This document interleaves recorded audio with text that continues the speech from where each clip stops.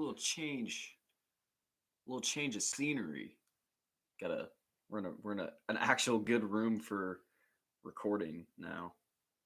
So got the oh my god, everything's reverted on this. Blocko Wood and Woody. 2003 National Championship banner. Got some other stuff, but we're gonna let it fill up a little bit. Um, gotta post this TikTok, let people come over here, let people know we're live. Um, I also want to eventually have these streams like loads of people in here and then just talk ball with people, man. That'd be awesome. That's like my number one goal is in here, talk some ball with people.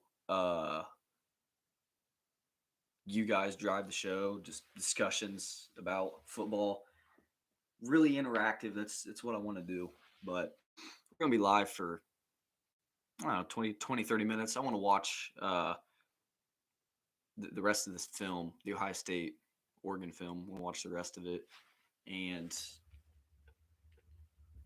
I want to watch the defense. Watch the offense last night. Good God, dude. I mean, you get the point with the TV copy. But like when you go back and rewatch those games on all 22 film, good God, just talk about domination in that game. Offensive line was blocking their ass off like they have been in the last two games. Jeremiah Smith had some nasty, like his second touchdown put that safety in a blender. I mean, beautiful route. Will Howard balled out. I thought the running backs ran really well. And yeah, so I'm really excited to watch this defense. And the play calling was just out of this world, like just fantastic. Gap schemes, wind backs, didn't run any stretches, which thank God.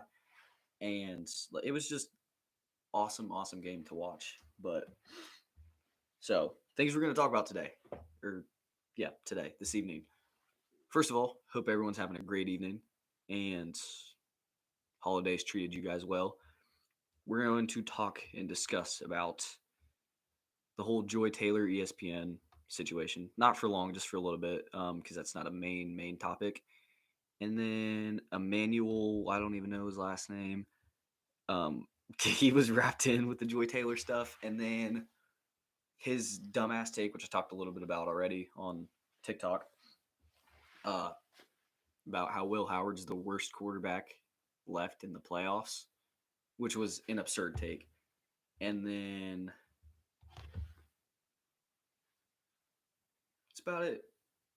So, oh, and then the playoff format. Good God, my bad.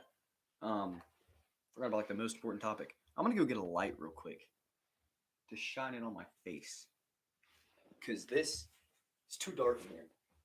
Bear with me for a second.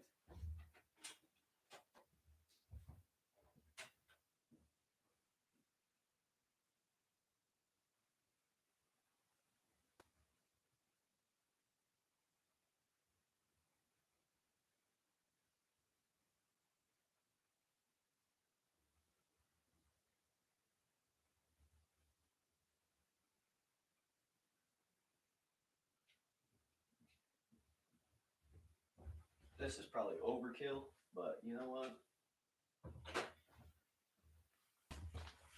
You gotta do what you gotta do. This shit's gonna be so bright. Holy fuck, no. Too bright. I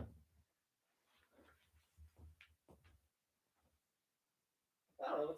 You know what?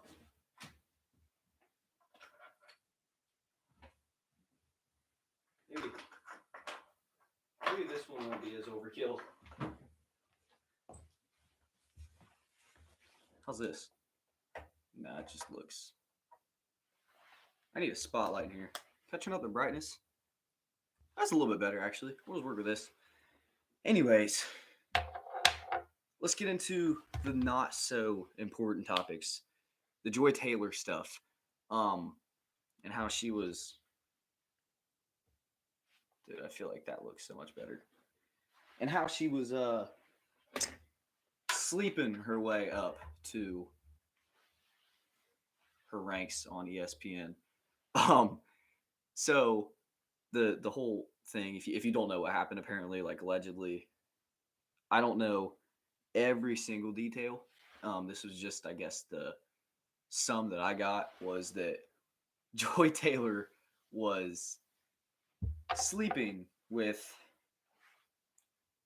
her bosses to get pay raises and to get promotions and to get climb the ranks in the ESPN world. And then Emmanuel, I mean, it's a whole just crazy thing. I didn't pay too much attention to it because I really didn't care, but it's still crazy story.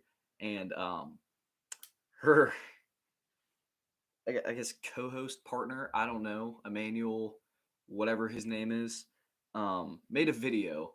And it was a video of him in his car talking about how great Joy Taylor is at her job and how she just kills it. And she's, so amazing at what she does. And like 4 or 5 times he's in there like sniffing his fingers. And then he was also a part of the whole, you know, all that drama. So um pretty wild shit going on over there. I don't know if they're ESPN or Fox or I because I don't pay attention to the big sports media broadcasters. It's just not interesting to me. I don't know. I'm just not a big fan of ESPN. I mean, like the Josh Pate is a dude I listen to a lot. Zach Smith at Minnesota Sports I listen to a lot. Other than that, there's really not a whole lot of like sports media stuff. And then there's other stuff for like the Cleveland Browns I listen to, but that's about it. Um, okay. What else we get? Oh, and then Emmanuel, same dude. We're gonna talk about him back to back. Talked about how Will Howard was the worst quarterback remaining in the college football playoff. I talked about it already on my TikTok. It was just a dumbass take, like stupid take. Considering you have Riley Leonard at Notre Dame, who is fucking awful. He was probably the worst quarterback actually in the whole playoffs. Like out of all 12 teams that made it, probably down to him and Boise's quarterback, I would say. But whatever. I mean, he's a he's a Texas alum. He played football there too, and I mean, I just feel like sometimes these sports media personalities just have takes to drive clicks and get attention, which is stupid. But I mean, it works. They're getting attention for it because I've seen a lot of people talk about it. College football landscape or the playoff landscape. We're down to 4. Starts tomorrow, actually. Penn State, Notre Dame start tomorrow. And the Orange Bowl, yeah, they're playing in the Orange Bowl. Interesting game. I think both teams obviously have really, really good defenses. Both teams also have really, really good run games. I think Penn State is better offensively than Notre Dame is, especially like at the quarterback position. And I'd say Penn State's offensive line is better than Notre Dame's too. But Notre Dame has a hell of a defense. I mean, they held Georgia to 10 points. Granted, Georgia had a backup quarterback in that game. And like I don't think people realize how bad Notre Dame's offense played in that Georgia game. Considering the one touchdown they did have on offense, they got the ball at the 9 because of a defensive turnover. And then their other touchdown was on special teams. It was obviously the kick return.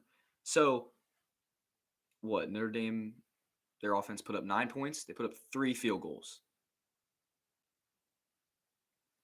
I mean, can't take anything away from them because they've been playing really, really good, especially on the defense side of the ball. But I think that offense is horrific. Outside the run game, I think the run game is really good, but Georgia shut that down for the most part. I think Penn State's going to do the same, and I think Penn State's going to walk away with a W tomorrow. But I think it's going to be so low scoring, and it's just going to be a defensive battle. But I think Penn State will win. Maybe, honestly, by 2 scores. I think it's going to be like a 21-10 game, maybe.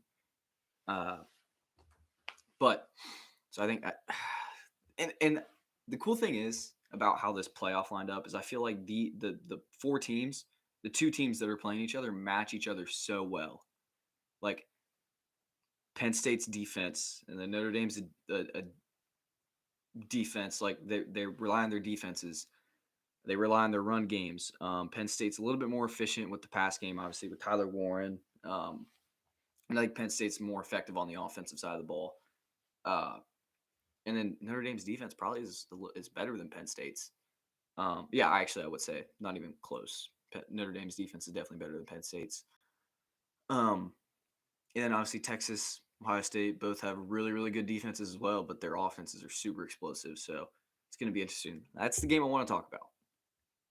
I'll probably get, well, see, I'm so like up in the air about this game Friday because how much can you continue to play like you have been the last 2 weeks if you're Ohio State?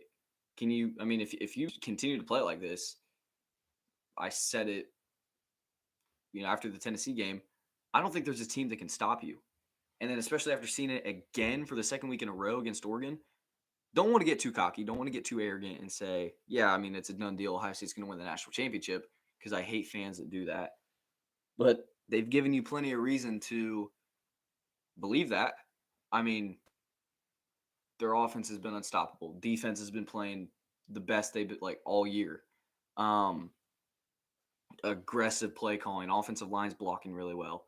Everything is clicking with this team, but can you continue to do that? Which you've had motivation for the Tennessee game. Obviously, they came out with their ass on fire because they're just coming off of a bad Michigan loss. Oregon, you're obviously rematching Oregon because you lost to them previously. Texas, I was thinking there's not a lot of motivation for this game. I mean, other than the fact that you're playing to win a national championship. There's nothing that you can lose. Like leave it all on the field. Um, and then I also remembered this is the Cotton Bowl, where Ohio State lost in a bad loss last year to Mizzou. So maybe a little bit more motivation, um, at least more than I originally thought. But I mean, you just got to continue to play with the same aggressiveness, the same moxie. Uh, Everyone executing. Um, we played mistake-free football. I feel like the last 2 weeks. I think eventually that's going to come to an end, just because of how aggressive we are playing on defense. You're going to give up some plays, and on offense, you're probably going to give up some plays too. Make some mistakes, maybe turn the ball over. Um, but it's just, to can you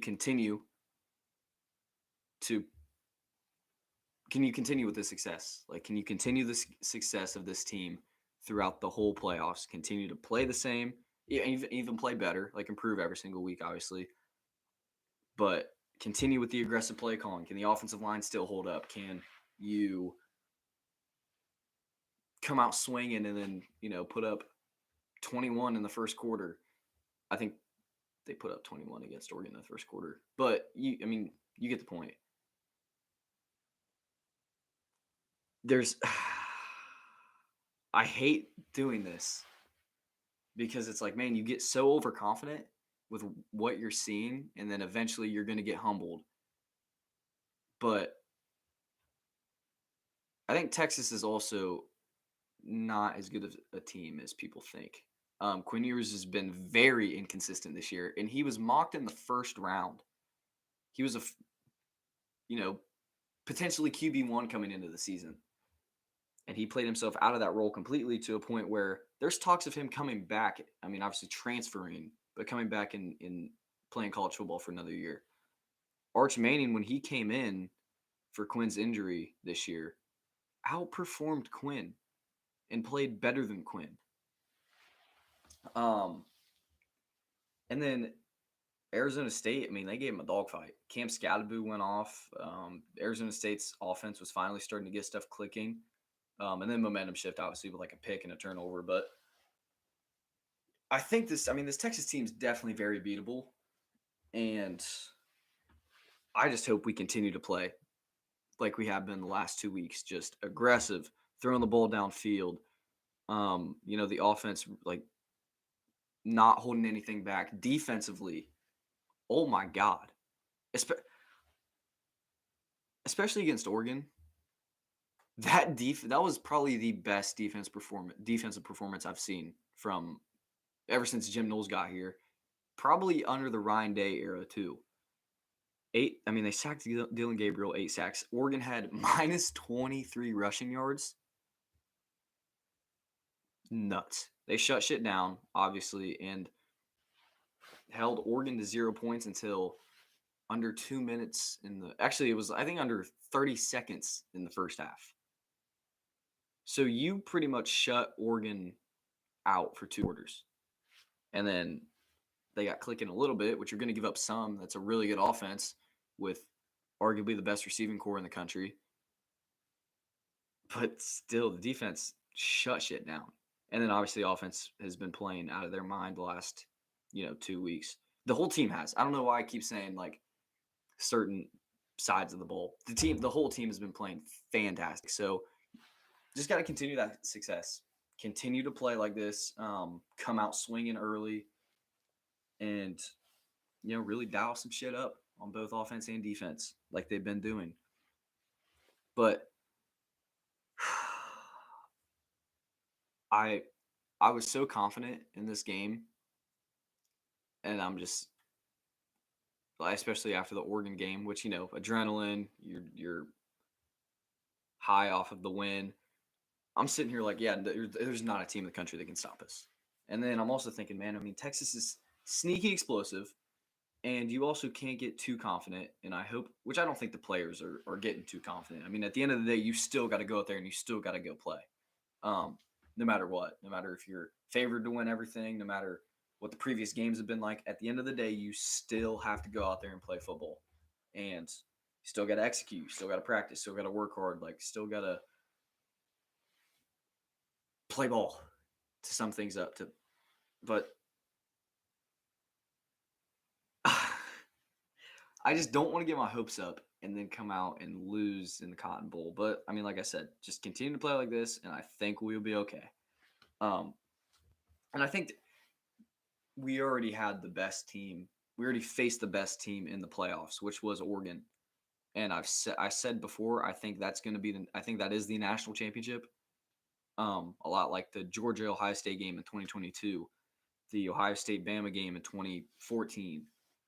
Um, that is whoever wins is gonna win the national championship. It's just gonna happen. So that's good that we played Oregon and already beat them, and we can get an easier opponent every single week. Because I think honestly, if we beat Texas, Penn State doesn't scare me, and Notre Dame doesn't. Especially Notre Dame's offense, like not that good. And then Penn State, we've already played them. It's hard to beat the team twice, but Penn State's. You look at their path to to the semis. They played SMU at home and then Boise. SMU is newly added to the ACC. They were originally Group of Five. Yeah, they were originally Group of Five, and then Boise is obviously Mountain West Group of Five school. You look at Texas's path to the playoffs. They played Clemson at home, which Clemson was the only reason they got in is because they were conference champs.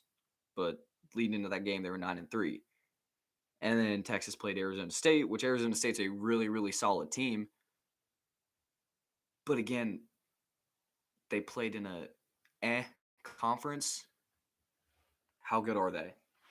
Which I'm not. Again, I don't want to take anything away from Arizona State. I think they're a really, really good football team, and they obviously deserve to be in the playoffs. I don't think. Actually, I don't. That was another discussion I want to talk about. I don't think any of these teams didn't deserve to be in the playoffs. It's just with the other teams that are in the playoffs currently, it's really hard for them to go anywhere because of they're not that top tier school. They don't have the talent. They don't have the coaches, the depth, etc. Um, and that was the thing that like Kirk Herbstreit said. Bama needs to be in the playoffs. Ole Miss needs to be in the playoffs. South Carolina needs to be in the playoffs. People harped on that so much, and I think they got the 12 teams right. I mean, Bama, and it worked out too because Bama lost to Michigan in their bowl game.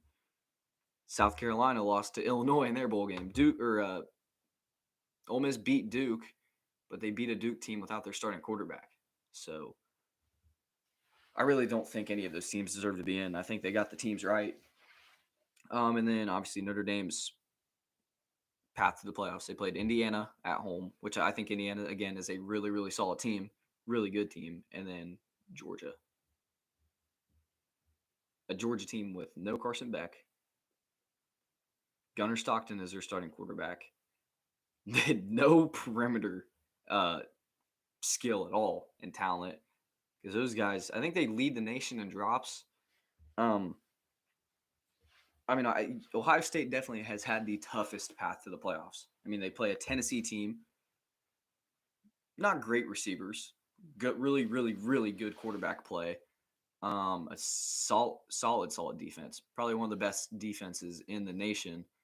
Um, a defensive end that's mocked to go in the first round and was mocked to go like first overall, and I think he's still a top 10 pick.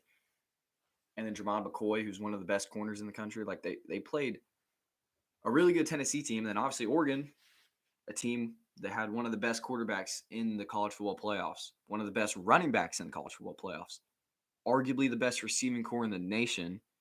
Really, really good offensive line, really good defensive line with Derek Harmon and Jordan Birch and Mateo Uyunglele. Solid secondary and with Jabbar Muhammad. Ohio State has had the toughest test so far. They played the toughest teams. They've had the toughest playoff schedule. I think they are the most proven team, which gives me a lot of confidence leading into this Texas game. It's just, again, you can't let that get to your head. You still got to go out there and play the game at the end of the day because none of these previous games matter, which I think all the players know that. And there's also nothing left to lose. You're in the playoffs. Leave it all out there. It's not like you can get a second chance at this. You got one chance and one chance only to go win it all and really have a magical season.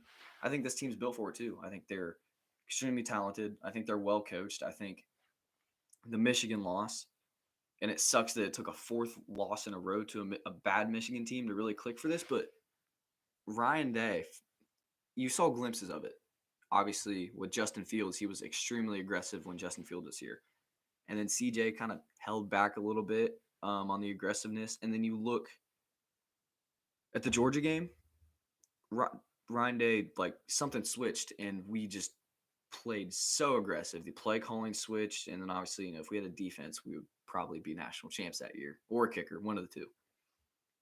And then same thing happened this year. Like the Michigan game just tightened up, held back on play calling. Was really really conservative. Lost, something switched, players meeting, and then other stuff, and he realized that's not what this team's built for. This team isn't built to play conservative. With the talent that we have, the perimeter that we have, the offense that we have, the defensive skill that we have, go out there, play aggressive. You're going to make mistakes. That's fine. You're going to give up plays. That's fine. But you're also going to put up 42 points in a game against a really good defense, 41 points. You're going to score 34 in the first half.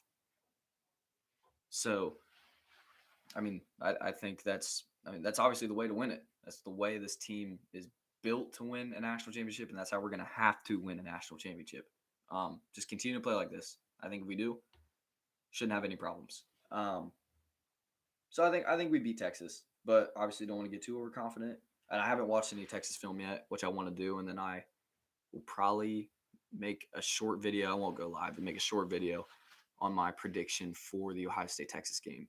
So probably going to end the live stream now. Like I said, just a quick stream, just talk about the playoffs, and I'm going to go watch this Ohio State defense against Oregon, watch them on film, and then watch other teams in the playoffs. And I'll probably watch Texas next, and then Notre Dame and Penn State if I get to it. But those are my two. I obviously want to watch Ohio State and then watch some Texas film. And then after watching films, that's how I can make an assessment. Like Tennessee game, I was really worried.